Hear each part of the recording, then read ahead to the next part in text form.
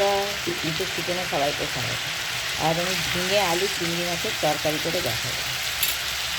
দেখুন, তার জন্য ঝিঙে আলু তেলেতে ভাজছি টমেটো দিয়ে। একটু পেঁয়াজ দিয়ে দেবো।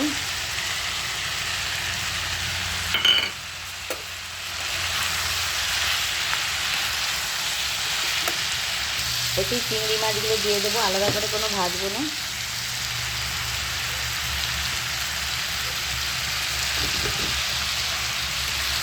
এটা ভাজা ভাজা হয়ে গেলে মশলা দেবো। এবার নুন দেব,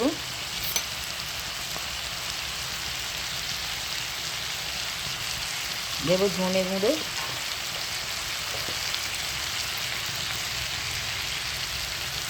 দেব হলুদ গুঁড়ো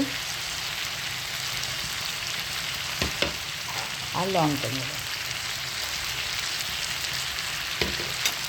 দিয়ে কষবো। টমেটোগুলো গালিয়ে দেবো।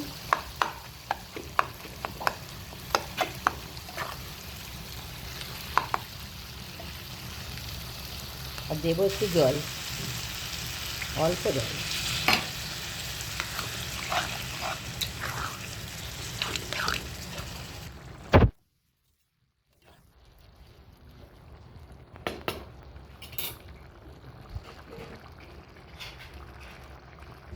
তরকারি একদম হয়ে গেছে, খাওয়ার জন্য একদম রেডি। তরকারিটা খাওয়ার জন্য একদম রেডি।